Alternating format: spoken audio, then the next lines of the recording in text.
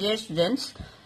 ইয়াৰ আগৰ ভিডিওটোত আমি ত্ৰিভুজৰ সৰ্বাংগমাত্ৰাৰ সূত্ৰ এছএছ প্ৰপাৰ্টি বিষয়ে আলোচনা কৰিলো। ইয়াত আমি এতিয়া এছএছএছ ত্ৰিভুজৰ সৰ্বাংগ সমতাৰ আন এটা সূত্ৰ এছএছএছ ইয়াৰ বিষয়ে বুজিবলৈ চেষ্টা কৰিম। তাৰ কাৰণে আমি প্ৰথম দুটা ত্ৰিভুজ অংকন কৰি লওঁ। এই দুটা ত্ৰিভুজ আমি অংকন কৰিলো। ইয়াৰ বাহু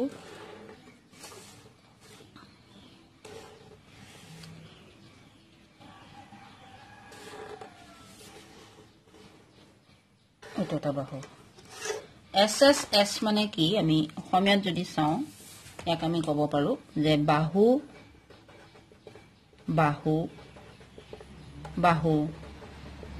শিকাৰ্য বাহু বাহু বাহু শিকাৰ্য বুলি আমি ইয়াক ক'ব পাৰো। সাপোজ এবিসি এটা ত্ৰিভুজ আৰু পিকিউআৰ আন এটা ত্ৰিভুজ। এতিয়া এই ত্ৰিভুজ দুটা কি শৰ্তত সৰ্বাংগসম হ'ব হেতু আমি ক'ব লাগে। এছএছএছ মানে এই বাহুটো যদি এই বাহুটোৰ হৈতে সমান, বিসি বাহু যদি কিউআৰ বাহুৰ হৈতে সমান আৰু এসি বাহু যদি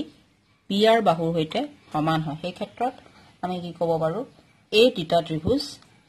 বাহু বাহু বাহু শিকাৰ্যমতে সৰ্বাংগসম হ'ব। এদিকে ত্ৰিভুজ এবিসি বাহু বাহু শিকাৰ্যমতে কি হৈছে সৰ্বাংগসম ত্ৰিভুজ পিকিউআৰ। ত্ৰিভুজ চিনটো আমি দিব লাগিব ত্ৰিভুজ পিকিউআৰ আৰু ইয়াত আমি শিকাৰ্য কি এছএছএছ শিকাৰ্যমতে এটো সৰ্বাংগসম এটো আমি লিখিম। গতিকে এটো হৈ গ'ল আমাৰ এছএছএছ বাহু বাহু বাহু শিকাৰ্য। তাৰ পিছত আহিলে 3 নম্বৰ প্ৰপাৰ্টিটো হৈছে কি এএছএ। এএছএ মানে কি কোন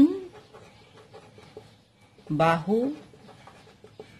কোন শিকাৰ্য, কোন বাহু কোন শিকাৰ্য। কোন বাহু কোন শিকাৰ্য মতে দুটা ত্ৰিভুজ কি ধৰণে সৰ্বাংগসম হ'ব হেতু আমি চাওঁ। তাৰ কাৰণে আমি ত্ৰিভুজ কেইটা অংকন কৰিম। দুটা ত্ৰিভুজ ললো।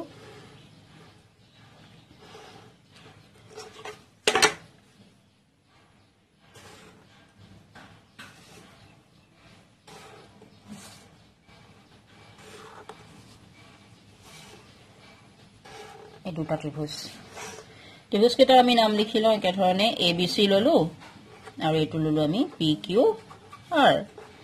ইয়াত কি কৈছে এএছএ ইয়াৰ মানে কি হ'ব লাগিব যদি এই কোণটো এবিসি ত্ৰিভুজৰ এই কোণটো ইয়াৰ হৈতে সমান হ'ব লাগিব এই বাহুডাল আৰু এই কোণটো, বা আমি এই কোণটো ল'ব পাৰো এই বাহুডাল ল'ব পাৰো এই কোণটো। আমি সাপোজ এই কোণটো ললো, এই কোণটো পি কোণটোৰ হৈতে সমান, এটো সমান হ'ব লাগিব। এই বাহুডালৰ হৈতে সমান হ'ব লাগিব। একেটা সাইডে আমি এফালৰডাল ল'ব নোৱাৰো। এই কোণটো ললো, এই বাহুডাল ললো আৰু এই কোণটো হল, অৰ্থাৎ দুটা কোণৰ মাজত এটা বাহু সোমাই থাকিব। এংগল সাইড এংগল এই কোণটো। এই ক্ষেত্ৰত আমি কি ক'ব পাৰিম যে কোন বাহু কোন শিকাৰ্যমতে ত্ৰিভুজ এবিসি সৰ্বাংগসম ত্ৰিভুজ পিকিউআৰ হ'ব। শিকাৰ্যটো কি এএছএ শিকাৰ্যমতে যে এএছএ শিকাৰ্যমতে কোন বাহু কোন শিকাৰ্যমতে দুটা ত্ৰিভুজ সৰ্বাংগসম কেনেকে হ'ল যে দুটা কোণৰ মাজত এটা বাহু সোমাই আছে আৰু কোণ কেইটা আমাৰ কি হৈছে একে দিশতে আছে। 3 নম্বৰ শিকাৰ্যটো হৈ গ'ল কি 4 নম্বৰ হ'ল এটো সৰি এএএছ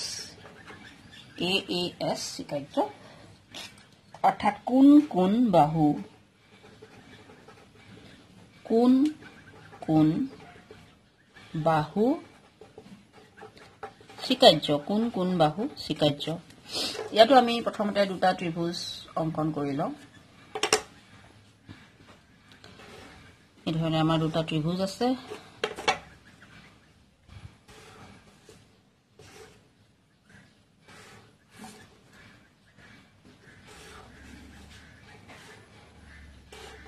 ত্ৰিভুজটো মকা হ'ল। এতিয়া ইয়াক আমি নামকৰণ কৰিলো ই এ বি সি বুলিয়ে দিছো, আমি একে নাম দিছো, কোনো কথা নাই। এটো আমি পিকিউআৰ ধৰো। এতিয়া ইয়াত কি কৈছে এংগল সাইড যদি এই কোণটো এটো হৈতে সমান,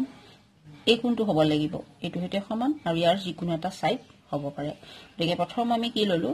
angle means a কোণটো AP কোণটো হেতে সমান আমি এই ধৰণে কাৰ্চিন দ্বাৰা বুজালো যে angle A angle P হেতে সমান আকৌ আমাক কৈছে আকৌ এটা angle means a কোণটো আহিব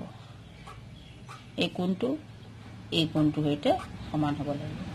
আৰু বাহু আমি যিকোনো ডাল লব পাৰো এডালও লব পাৰো বা এডালও লব পাৰো আমি এডালকে ললো যিকোনো আৰ দুডালৰ যিকোনো ডাল বাহু হ'ব পাৰে এডাল নহয় কিন্তু এহতৰ দুডালৰ যিকোনো এডাল বাহু আমাৰ সমান হ'ব লাগিব তেতিয়া আমি কি ক'ব পাৰিম যে ট্ৰায়াঙ্গল ABC congruent ইয়াক আমি congruent বুলিও কওঁ বা সৰ্বাংগসম ট্ৰায়াঙ্গল PQR আৰু সিকাৰ্যটো আমাৰ কি angle side কোন বাহু সিকাৰ্যমতে এই দুটা ত্ৰিভুজ কি হৈছে সৰ্বাংগসম হৈছে তাৰ পিছত আমাৰ আৰু এটা সিকাৰ্য থাকি গৈছে হেতু হৈছে কি RHS অৰ্থাৎ সমকোণ অতিভুজ আৰু বাহু 5 নম্বৰ সিকাৰ্য এটো RHS এক আমি ইংৰাজীত কেনেকৈ লিখো right angled hypotenuse আৰু S for কি হৈ গল side ইয়াত আমি কেনেকৈ লিখিম right angle হৈছে আমাৰ সমকোণী ত্ৰিভুজক আমি right angle বুলি কওঁ মানে এই ত্ৰিভুজটোৰ ক্ষেত্ৰত কি হ'ব ইয়াত দুটা ত্ৰিভুজৰ যিকোনো এটা কোণৰ মাপ আমাৰ কি হ'ব লাগিব 90 ডিগ্ৰী হয় তাৰছত তাৰ অতিভুজৰ মাপটো লোৱা হয় আৰু যিকোনো এটা আমি বাহুৰ মাপ ল'ব পাৰো দেখে ইয়াত আমাক কি থাকিব প্ৰথম ত্ৰিভুজ দুটা কেনেকুৱা ধৰণৰ হ'ব দুটা সমকোণী ত্ৰিভুজ হ'ব আমি এই ধৰণে সাপোজ বিফলো আঁকিব পাৰো আমি ইফালো আঁকিব পাৰো এই ধৰণৰ দুটা আমাৰ সমকোণী ত্ৰিভুজ আছে এটা সমকোণী ত্ৰিভুজ এই সমকোণী ত্ৰিভুজ কিটাৰ এই কোণটো হৈ গল সমকোণ সেটো অকমান ইফাল হৈছে কোনো কথা নাই মাপ কিটা একে ধৰিম PQR এটা ইয়াত এটো C2 হৈ গল সমকোণ এটি বস্তুৰ ক্ষেত্ৰত আৰু PQR ত্ৰিভুজৰ ক্ষেত্ৰত আমাৰ R কোণটো হৈছে সমকোণ আৰু এই সমকোণৰ সন্মুখত থকা এই বাহুডাল সাধাৰণতে কি হয় অতিভুজ হয় আৰু বাহু আমি যিকোনো এটা ধব পাৰো আমি এটো লব পাৰো বা এটো আমি এটো লৈ ললো এই বাহুটো এটো আহিতে সমান মানে এটা আমাৰ দুটা সমকোণী ত্ৰিভুজ এই সমকোণী ত্ৰিভুজ দুটাৰ C কোণটো R কোণৰ সৈতে সমান মানে এইটা হৈছে আমাৰ 90 ডিগ্ৰী আৰু 90 ডিগ্ৰী যেটো কোণ হয় তাৰ অপোজিটত যিডাল বাহু আছে এটা হৈছে আমাৰ অতিভুজ আটাইতকৈ ডাঙৰ বাহু কাৰণ এই ত্ৰিভুজটোৰ ক্ষেত্ৰত কি হৈছে 90 ডিগ্ৰীটো আটাইতকৈ ডাঙৰ কোণ আৰু আমি জানো যে ডাঙৰ কোণৰ বিপৰীত বাহুটো ডাঙৰ গতিকে ই হৈ গল অতিভুজ আৰু বাহু আমি যিকোনো এটা ধৰিব পাৰো গতিকে এই ক্ষেত্ৰত আমাৰ কি হৈ গল যে ত্ৰিভুজ ABC congruent to triangle PQR আৰু সিকাৰ্যটো হৈ গল কি RHS সিকাৰ্যমতে এই দুটা ত্ৰিভুজ কি হ'ব সৰ্বাংগসম হ'ব তাৰ পাছত নেক্সট আহিলে আমি এটা ইয়াত টাৰ্ম এটা আমি বুজো যে হেতু হৈছিল কি যে CPCT বুলি আমাৰ এটা শৰ্ট ফৰ্ম এটা আছে CPCT যেটো আমি দুটা ত্ৰিভুজ সৰ্বাংগসম বুলি প্ৰুফ কৰাৰ পাছত আমি তাৰ অনুৰূপ অংশবিলাক প্ৰমাণ কৰিবলৈ সমান বুলি প্ৰুফ কৰিবলৈ যাওতে আমি এই শৰ্ট ফৰ্মটো ব্যৱহাৰ কৰো আৰু এই শৰ্ট ফৰ্মটোৰ ফুল ফৰ্ম হৈছে কি the CPCT the corresponding the full form is a corresponding parts of congruent triangles corresponding parts of congruent triangle আৰু ইয়াক আমি অসমীয়াত কি বুলি কম যে সৰ্বাংগসম ত্ৰিভুজৰ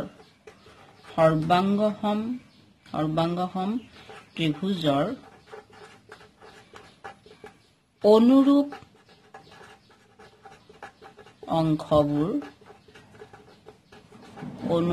অংশবোৰ সৰ্বাংগসম অসমীয়াত আমি ইয়াক এই ধৰণে কওঁ যে সৰ্বাংগসম ত্ৰিভুজৰ অনুৰূপ অংশবোৰ সৰ্বাংগসম আৰু ইংৰাজীত আমি কি লিখো corresponding parts of congruent triangle এই গুটেই লং সেন্টেন্সটো আমি নিলিখাকৈ আমি কি লিখিব পাৰো সিপিসিটি হল আমি ইয়াক সিপিসিটি বুলি লিখিব পাৰো যে কেনেকে হয় এতিয়া আমাক দুটা ত্ৰিভুজ আছে সাপোজ এই ধৰণে আমাক দুটা ত্ৰিভুজ আছে দেখা হল এই ত্ৰিভুজ দুটা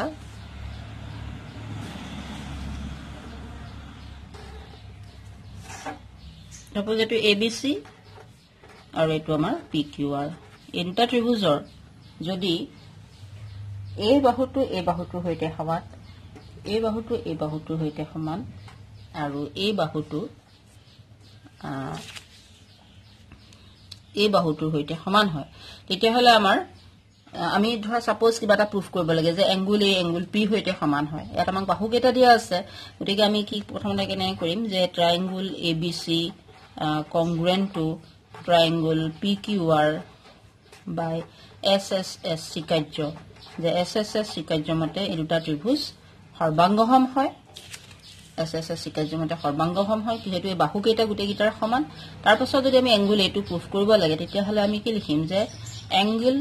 A is equal to angle P যে angle A angle P হৈতে সৰ্বাংগসম হ'ব কেনেকে হ'ব by CPC তেনেকে আমি লিখি দিও মানে পিছত যদি আমি কোৱেশ্চন বিলা সমাধান কৰিম তেতিয়া এই আমাৰ CPCT টাৰ্মটো তাৰ অনুৰূপ অংশবোৰ সৰ্বসম বুলি প্ৰমাণ কৰোতে আমাৰ প্ৰয়োজন হ'ব